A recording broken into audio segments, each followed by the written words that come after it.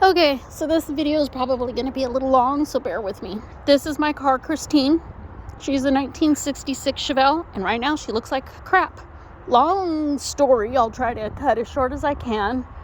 I used to show her in car shows. I used to drive her on a regular basis, and then about 8 years ago, I want to say maybe 9, I could no longer actually drive her for 2 reasons. One, I had to have back-to-back knee surgeries and shoulder surgeries, and so she kind of sat. She sat in the garage, though, so she wasn't in this bad a shape, and then I ended up moving out of my house. I let it go and moved out here into the country, living on a friend's ranch. More surgeries took place, and I basically put my car at a friend's shop. This friend is the one and only person I allow to work on my car because I just don't trust anybody else, period, other than me working on my car. And besides him doing the major motor work, I work on my car, and I've never had any major problems with it. A friend of his, who also, I guess, had a shop, offered to help do the things that I wanted done to my car that I was in the process of doing but could not do because I was going through so many surgeries and basically was rendered disabled for quite a while. This included the wiring being replaced completely all around. Basically, I was just restoring her, changing out all the original stuff that needed to be replaced.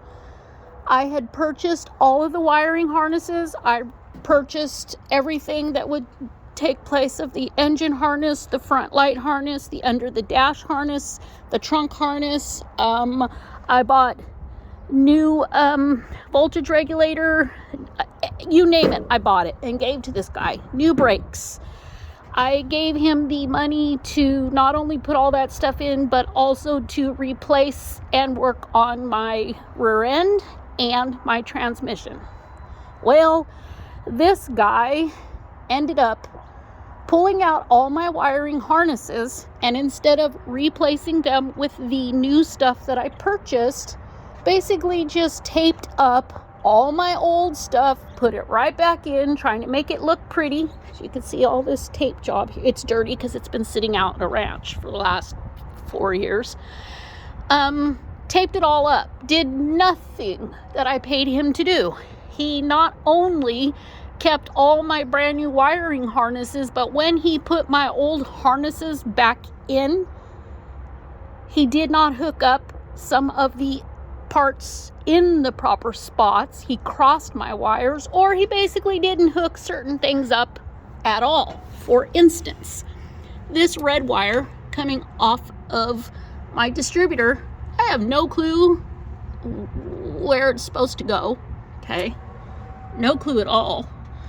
And then this black wire coming off of my little box up there, I know what that's called, but I'm having a brain fart right now. It was broken off. This was normally blue, but it was completely broken off, so I'm replacing it right now. That goes up into my fuse box right here. I'm cleaning off my fuse box and I'm checking all my wiring, and here's the problem. About 2 years ago, my car started with absolutely no problems, no issues. She started up. I'd go out every day and start her up, make sure she ran good, she ran fine. Then one day I went out to go start her up again, and it was nothing, absolutely nothing, no click. I thought, okay, I need a new battery. Bought a brand new battery, put the battery in, still nothing. Everybody kept saying, oh, it has to be the ignition switch. So I replaced the ignition switch, still nothing. So I'm back to the point of right now not getting my car to start. So I'm trying to figure out exactly what he did. Now, if I put a screwdriver, of course, on my starter, she'll start up with no problems. But, I can't keep doing that. It's not, first, it's an inconvenience, and second, it's not good for the starter. My question is, where does that red wire go? Anybody knows? Please help me. And I know voltage regulators can go bad. This was a brand new voltage regulator that I put in 5 years ago. I know it could probably go bad. Like I said, all these wires are the original wiring that he was supposed to replace and did not. I really do not have the money, the funds to buy more wiring harnesses for this car.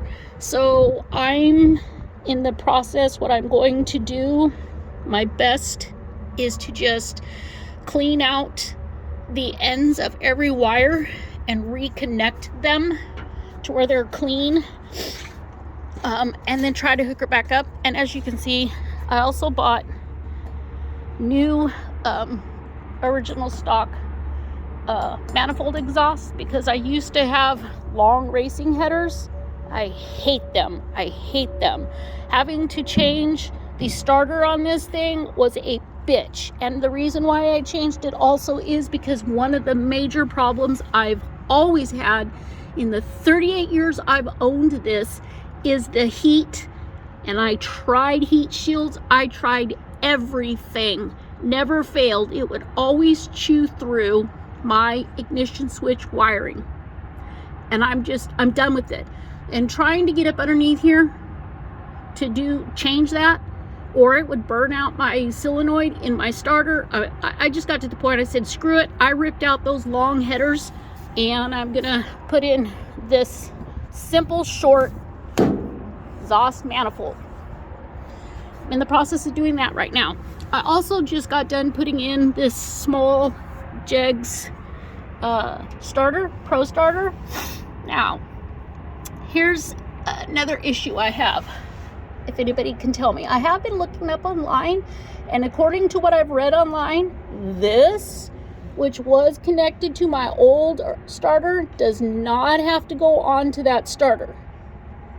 Okay, I'm still reading, I'm still learning. That's new to me. That doesn't have any of the same setups as my other one. My original plan before I bought that, here I'm jumping around, sorry squirrel, was to bypass my starter altogether and use the Ford solenoid. And I might just go ahead and do that anyways. I don't know, I'm still trying to figure out. But put this in, and I did have it hooked up. But like I said, even with this completely hooked up, I still could not get my car to turn over proper. And I'm pretty sure it has something to do with this wire. I don't understand where, what, who, why. And then this black wire that I'm in the process of fixing right now. This mess right here, I can't even explain this. Like, I really can't explain this. And then, if anybody knows, if, like I said, he hooked all that up too. I'm assuming he hooked that up right. This he put on. This was not here when I dropped my car off. That's just too much. I'm thinking I need to change that. This is probably not a good idea. There's just too much here. This is a good idea, but maybe a different type. But why would you? I don't know.